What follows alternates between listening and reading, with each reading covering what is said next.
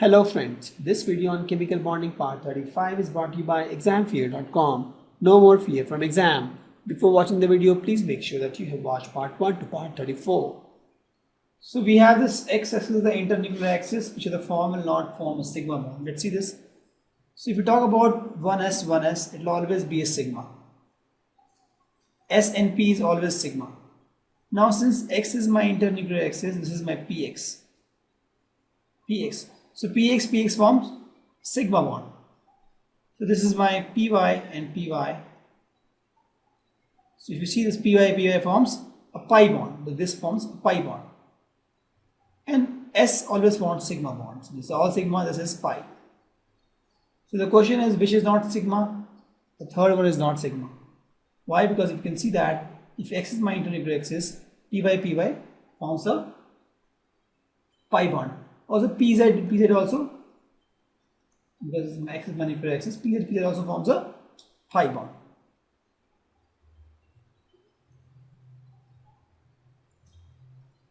Which hybrid orbitals are used by carbon in the following molecules? CH3. In this case, I think sp3 hybrid is used by both carbon. We have seen this. The next one is this CH3 CH2, right? So the moment you have a single bond, it is sp3. So this one is sp3. Double bond, so both are sp2. Let's take this CH3, then we have CH2, then we have OH. Both are single bonds, so both are sp3. We'll take this CH3COH, CH3 COH. Correct. This is a double bond, so this is sp2. Single bond, sp3. Done. This I'll take CH3 COH, similar to this. This is a double bond, so it is sp2. Single bond, sp. It is simple. Just by looking at the number of bonds, we can tell it is sp2 or sp3. So the question is, what do you understand by lone pair and bond pair? Give example. The shared electron pair present in the bonded atoms are called bond pair, and the electrons which are not participating in bonding are called lone pair. For example, if you see my water, these two pair of electrons are not parting in bond, so they are my lone pair. These electrons are participating in bond, so they are my bond pair. Correct. Explain the formation of hydrogen molecules in the based on valence bond theory. So the way it works is there are two hydrogen molecules, let's suppose this and this hydrogen molecule. This comes near to each other, and when it comes, more forces are developed. This is the force between, this is, let's suppose, nucleus 1, nucleus 2. This is my electron 1, electron 2. So the new force developed between the nucleus 1 and electron 2. Attractive force, nucleus 2, electron 1, attractive force, and the repulsive force between nucleus 1 and nucleus 2 and electron 1 and electron 2. But overall, the attractive force is more than repulsive force, and the whole atom is stable. Whole molecule is stable. And this is the graph we have. So if it is far apart, there is no energy. The moment it comes at this point, it has very low energy, and then if you try to squeeze more, the energy increases. This is the point where it has minimum energy and it forms a bond. What is the importance condition required for linear combination of atomic orbitals to form molecular orbitals? The first is that they should have the atomic orbitals should have nearly or same energy, right? And overlap has to be maximum. So nearly same energy and overlap has to be maximum. So use the molecular orbital theory to explain why BE2 doesn't exist. So BE2, if you see, then the number of electrons is 8, right? The electronic configuration will be 1s2, sigma 1s2, 1s2, star 2s2. So find the bond order, 1 by 2, molecular orbital 4, minus anti-bonding, bonding minus anti-bonding 4, that is 0. So the bonding order is 0, that means it doesn't exist. To compare the stability of the following specifics and indicate their magnetic properties.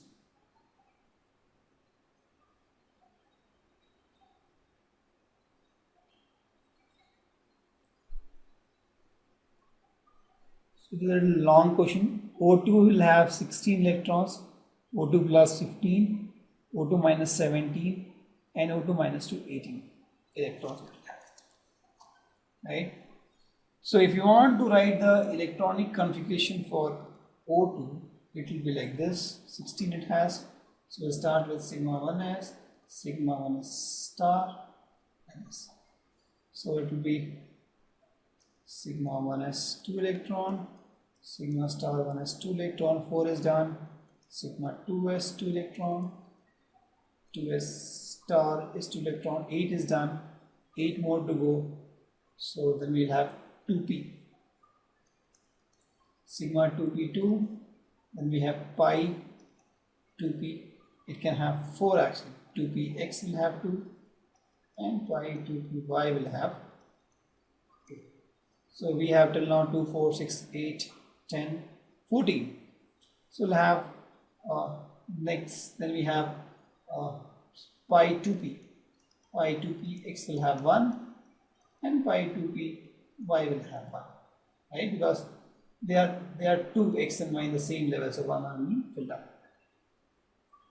So let's talk about the bond order. Will be 1 by 2 bonding minus anti-bonding. So bonding is how many? 2, 4, 6, 8, 10, 10, 8, 2, 4, 6, 8, 2, 4, 6, 8, 10. They are 10. Anti-bonding is 2, 4, 6. That is 2. Magnetic character, they are 2 unpaired, so it is dimagnetic. To talk about O2 plus, similarly you will find for O2 plus, if you solve you will get bond order to be 1 by 2 into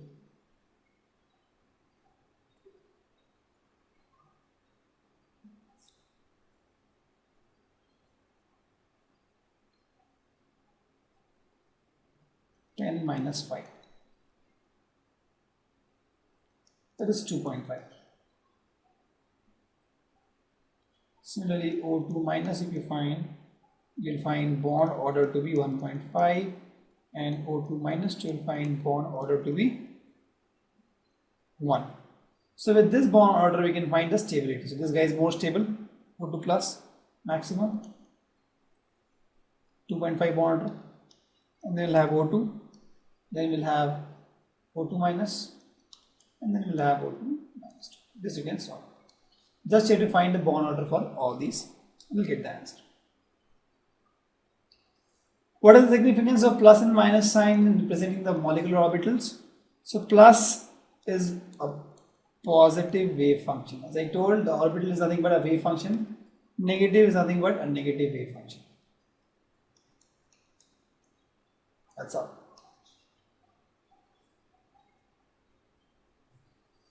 Describe hybridization in case of PCl5.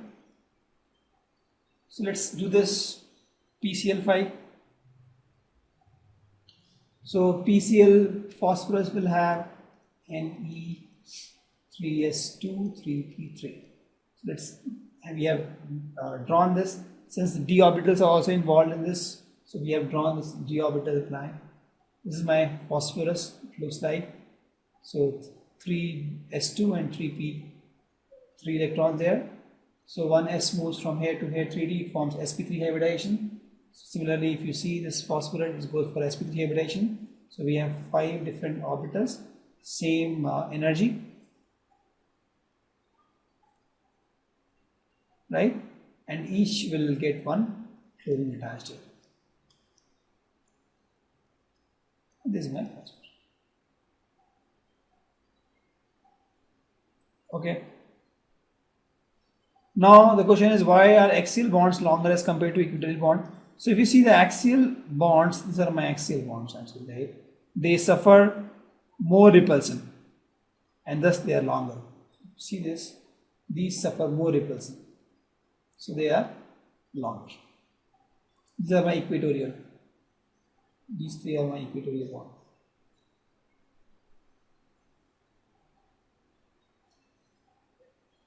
What is mean by bond order? Calculate the bond order of N. As I told, bond order in terms of Lewis theory is nothing but the number of chemical bonds, right? In terms of Lewis theory, and in the molecule that have resonance, the bond order need not be integer. It can be 1.5 or something. So in molecular orbital theory defines the bond order as nothing but half the difference between the number of electrons present in bonding and anti-bonding orbitals. Correct? So let's find the bond order for N2 using this molecular orbital theory. So for N2, my this will be 1s2, anti-bonding 1s2,